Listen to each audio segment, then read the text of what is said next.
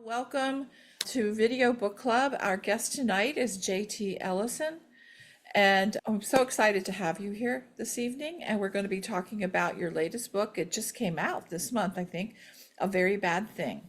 A beautiful pink cover, and I have been trying to understand death with a pink cover. It's a Yes. sinister pink. It's a very sinister pink. That is Okay. not a happy-go-lucky bubblegum Barbie pink. This is No, it, this is it is not dark. the Mary Kay pink. No, you if you saw this on a Cadillac, you'd be like, yeah. Yeah. And I see that your sweater matches. This is My very sweater good. matches, of course. Of Of course. So course. you're like, oh, Little color coordination. yeah. So this is really good. Okay, to get started, for some people who may have not know you, go ahead and tell us your whole like writing journey, but you can only do it in 5 minutes. My entire life's journey. Okay. Yes. So I've been a writer. Hi, I'm JT Ellison. I have been a writer my entire life. I wrote small short stories and poems when I was little. I've always been a big reader, and my parents had a lot of books, and the rule was if I could reach it on the bookshelf, I could read it. So I was a really tall kid. I'm 5'11" now, so yeah, I was a really tall kid, and so I was reading things I probably shouldn't have when I was very young. It is organized by color behind me. Yes, it is. Yes. The pink books are up top. See, there's not very many. Yeah. So I went to college to be a writer, and I was also a double major in politics, so politics and creative writing. And my senior year, my thesis advisor told me flat out I was not good enough to get published. And so I went the politics route instead of being a writer. Um, and it wasn't until my husband and I moved back, well, and I met my husband the first night of class in graduate school of political management. So that was cool. He is from Tennessee and he wanted to move back home. And so we moved back here in 1998. And I immediately became a terrible country music song. The cat died. I didn't have any friends. I couldn't find a job. I kept getting lost because this town has one name for the road and it's on all four sides of town. It was a really challenging time. And so I finally did get a job at our local vet and picked up a golden retriever during the first week and ruptured a disc in my back and had to have back surgery. And while I was recovering, I went to the library and told them that I liked crime fiction and was there anything good? And she said, have you ever read John Sandford? And I hadn't. And I was three Ooh. books into the Prey series when I went, oh, this is what I want to do. And I have not looked back. My husband was very amenable to me staying home and working. I think he was at the stage of, oh God, please do anything, anything you want, just get out of my hair. And Taylor Jackson, who is my first franchise character, she was born on Interstate 40 and she's half cop, half rock star, and the warrior goddess of Nashville. And that first book came out in 2007. I've written 30 plus now. Actually, I'm working on 32, 33, and 34 as we speak. We've leaped forward quite a bit in 20 years since I got started. I think I really got serious about it again in about 2003 and then got my first deal in 2006 and the first one came out in 2007. Wow. But you just said you're working on three books right now. How on earth do you work on three books at the same time? For our fantasy lover out there, I also have a pen name, Joss Walker, where I write fantasy because, yeah, I didn't have enough to do with the thriller world. I had a really great fantasy idea and nobody wanted me to do it, but I'm really stubborn and it felt like a good side gig and I write fast. So it was a fun thing to do on the side. And I brought in some co-writers to help and it's been really, really fun. So I'm working on the sixth book in that series. The fifth one comes out November 28th, comes out on Thanksgiving.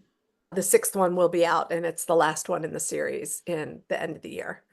No, beginning of next year. And so that was one of them. I'm doing copy edits. Obviously, I'm promoting Very Bad Thing, which came out November 1st.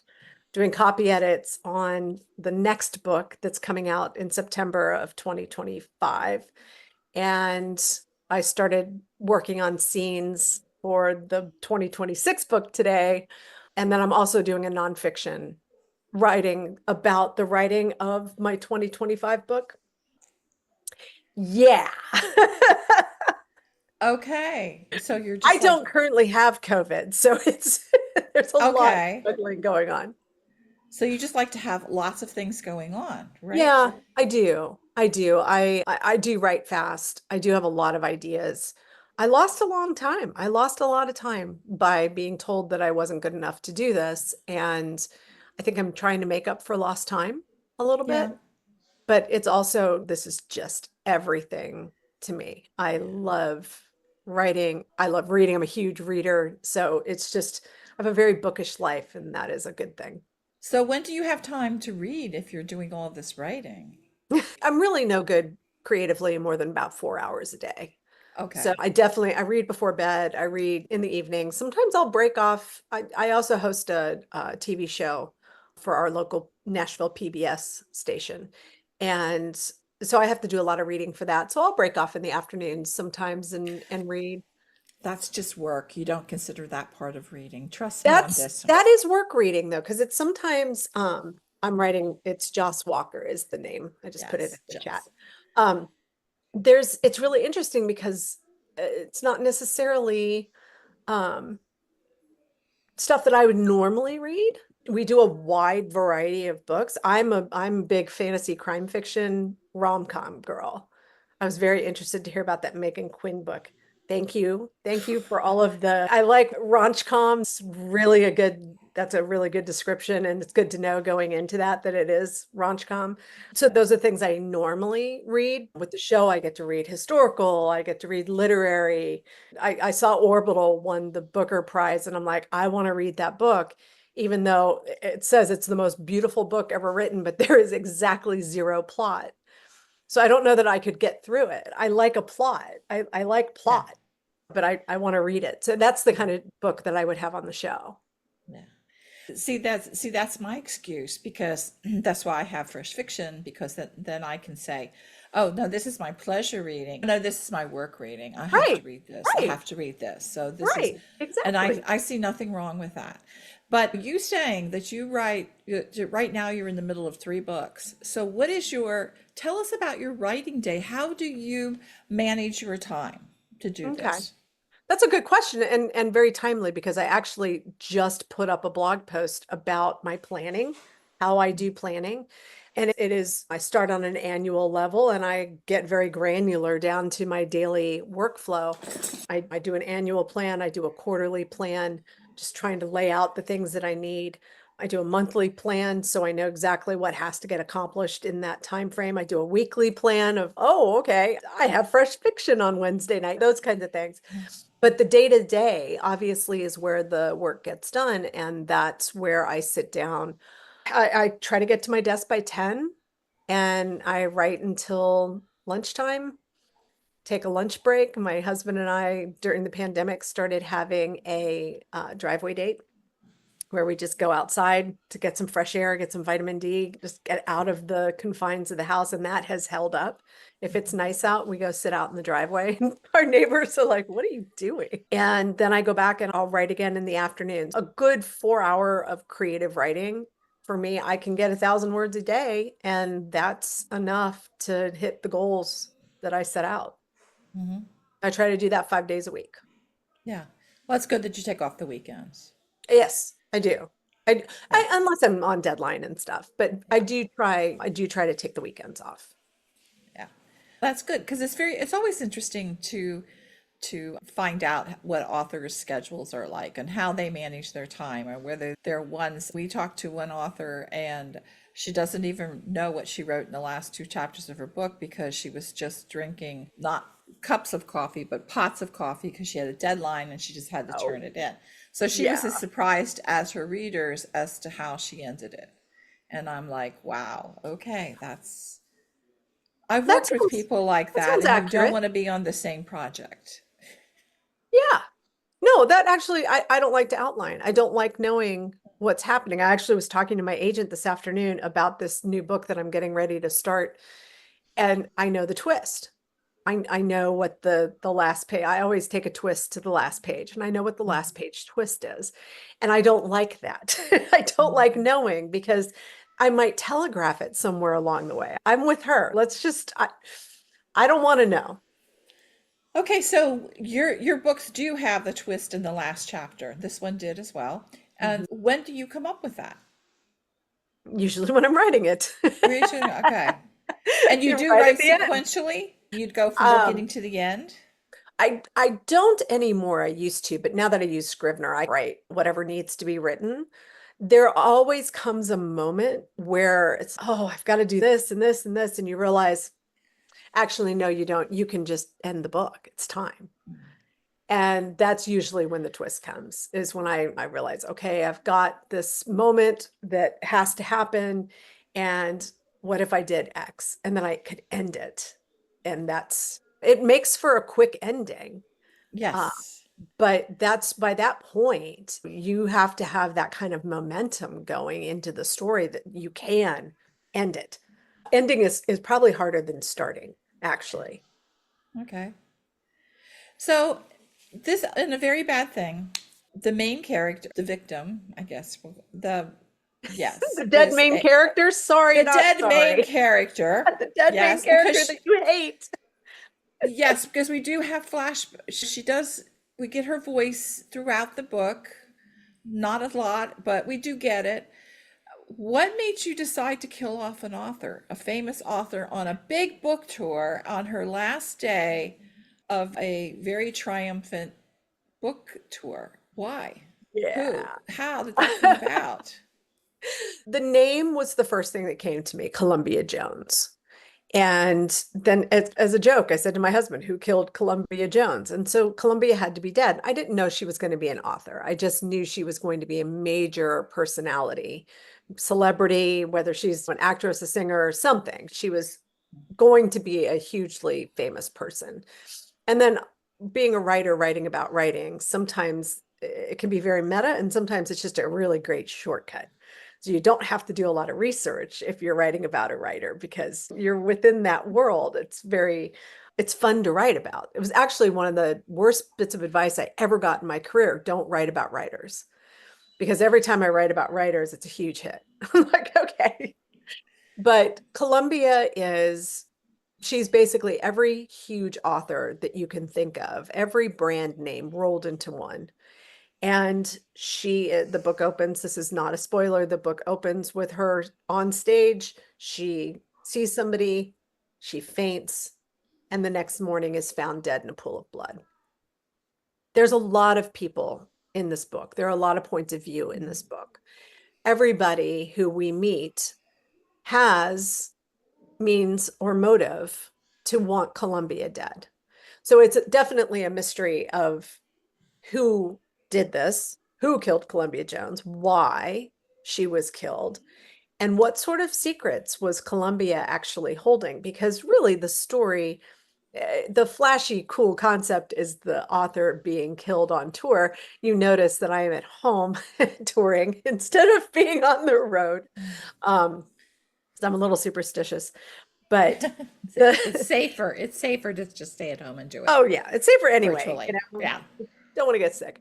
But the idea of how we curate our lives, how we only show what we want to show, and we only tell what we want to tell, and we only let people in so far.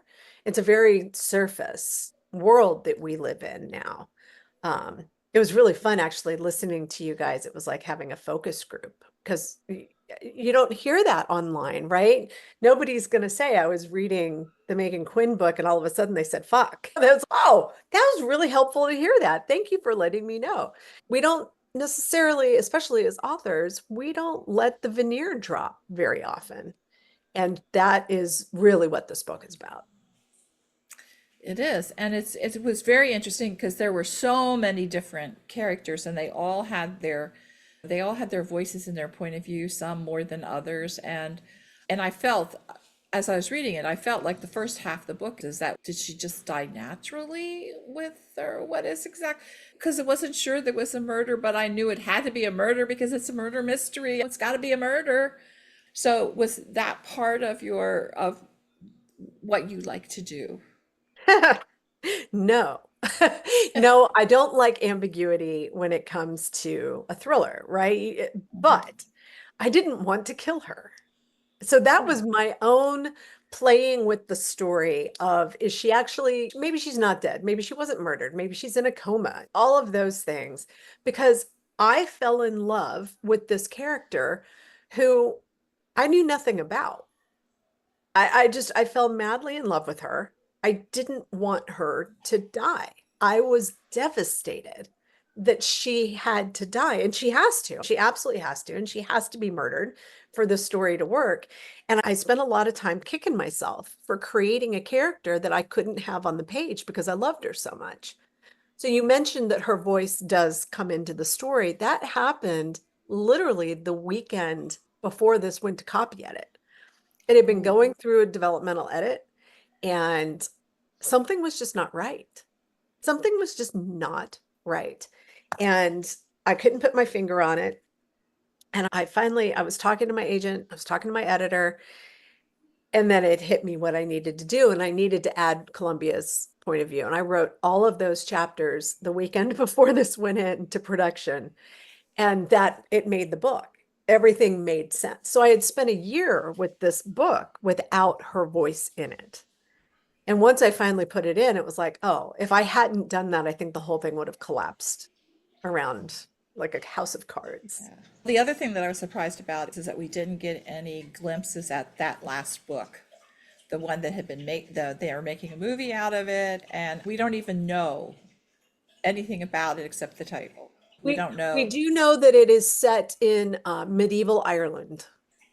Oh, I missed that. Yeah, it's set in medieval Ireland. So that is the only thing we know because I was in Ireland when I was writing that section of the book. Okay. Yeah. Because that would be very, if you're doing layers and layers, that would be interesting to have a little, I don't know, a side note. Oh, here, by the way, here's the book. You know, Well, and it is, this is a book within a book. Obviously, there's the book that I've written, there's the book that Columbia has written, and then there's the short story that is interspersed throughout this. So it is a book of a book of a book, yeah. which is really challenging and I don't highly recommend. No, and that was, but Fun I to kind read, of not as figured that easy was to a read. spoiler, so I didn't want to put that in there, that there were, that the different characters were getting different pieces of Columbia all through the book. Not That's not a through, spoiler, that there's a short story in it. yeah, not the normal like flashback kind of things, but Mhm. it was a very, what I would call tricky. It was a very great, it was a good maneuver on reading Thank it. you. And then it was after I finished it, I went through and I tried to pick up just the sections of the story, the little short story that was in the thing. And I was like, oh gosh, yes, this is a lot of work. That's the first thing that I wrote. I wrote that first, and So then you wrote the short story first? yeah, and I had to rewrite it a few times once the story, because again, I don't like to plot. I don't Yeah. like to outline. So as the story became what it became, I had to go back and make adjustments to it to, you don't ever want to spoil anything with a device that you're using. So I had to be real careful with it. I think that was a great thing. Now, the way that you write is you have twisty things, but you don't, this is not a series, even though there's some ambiguous ending to this. That's just for us readers to come up with our own what's going to happen next. You know, this is funny, but my film agent always tells me, JT, what's season two? This is great. What's season two? So if I leave, everything gets tied up in a nice little knot. But if I leave something open, some little thread that could be pulled into season two, I think this book would lend itself very well to episodic TV. And that would be a really great next season. And I do that a Yes. lot. I actually do that with almost all my standalones because I am a thriller writer that writes series and I like to have that continuity. So I could go back to several books. I could go back to Lie to Me. I could go back to Very Bad Thing. I could go back to um, It's One of Us. There's several books that I've written that I've left some open-ended aspect so that if I ever did want to do a sequel, I could. Yeah. Because I was like going, there's stories here that aren't finished. They're not finished. And I've got to It's also So what do really you, hard I to mean, let what are you them doing? You're go, giving me right? nightmares. It's not right. I didn't mean to do that. I'm sorry. That's okay. All right. We only have 5 minutes, so you've actually Oh, lucked wow. out because we're going to go to the fresh fiction facts, which is where I ask you some rapid fire questions and you answer them off the top of your head. And Okay. so my first one is looking at your background, you go from, you have color coordinated your bookcases, and you have the dark ones at the bottom up to the more lighter ones. Mhm. Is that the way you think of life, or what, why? I actually have so many thrillers and all of them are dark. So the dark books take up more space. So I put them on the bottom so that you wouldn't actually be able to see the rainbow. If I didn't, it would just all be dark. Okay. So do you actually ask your them, you say, hey, look, that's a great cover, but we're going to have to lighten it up there because it will fit better with my decor? I don't say that to but I really do wish that more publishers would think about what the spine is because so many of us do it like this. And I've got books all over the place. Most of my thrillers I can group by author in the dark section, but as I've got people all over, there's pink and white and blue, and I'm like, no, make them all the same spine. It would be so much easier. It would be so much easier. Okay. All right. You said that you really like fantasy. Mhm. Who is your favorite fantasy author or series? Oh, wow. I love Deborah Harkness. I love Lee Bardugo, Victoria Schwab, V.E. Schwab, Sarah J. Maas, Naomi Novik. Oh my gosh, so many. Why am I? Alicia Klapeek. I'm completely blanking on my favorite, which is really funny. Oh, Rebecca Yarros. Oh my God, what am I saying? I'm a huge Fourth Wing nut. Love, I loved Fourth Wing. I loved the concept. Just really fun. Okay. If you said that you have had authors help you to be collaborators, who Mhm. is your favorite collaborator, or who is a dream collaborator you have that you haven't had a chance to work with yet? Oh, They could wow. be dead if you want to kill them Oh, all. Hemingway then. Let's go dead. Let's go with a dead one. Hemingway. Oh my Okay. gosh. I'm fascinated by his work and by his life. And we went to Paris so I could walk in his footsteps. And I actually cooked up a book idea. So we went back so I could sit in La Closerie de Lila where he sat and where he wrote and drank and wrote and drank. And I had a glass of champagne and I wrote large swaths of the book there. It was really, really cool. Yeah, I think I would dig doing something with him. Okay. And who was your first book boyfriend or girlfriend way back in your childhood? Who Remembers Forever by Judy Blume. Yeah, I can't remember his name, but boy, he made quite an impact on me. What is his name? Do you remember? Somebody will come up with Ralph. Somebody will come up with it. Ralph, they said it was Ralph. Ralph. Yep. Yeah. Oh, we do a focus group here every week with the readers. Trust me, they know everything. They It's know very, everything. Yeah. they know everything. They read so many books every week. It's not like this is what I read last month. Okay, my last question is a really easy one is how can our readers stay in touch with you and learn which of the three books comes out next in both of your names? Bye, Meg. Um, you can find me on my website, jtellison.com. I am also on most of the social medias as Thriller Chick. And I also have my Substack called The Creative Edge, which you can get to from my website under blog, where that's where I am live writing my book that is going to come out next year. And I also do a Friday Reads post that's free every week to just talk about what I'm reading and a little bit about what I've been up to that week. And I ask everybody else for their recommendations. Oh, that's really great. Thank you very much for joining us. And we are going to close off this section, which is the recorded one. But I hope that you'll stick around and we have open it for questions. Thank you so much.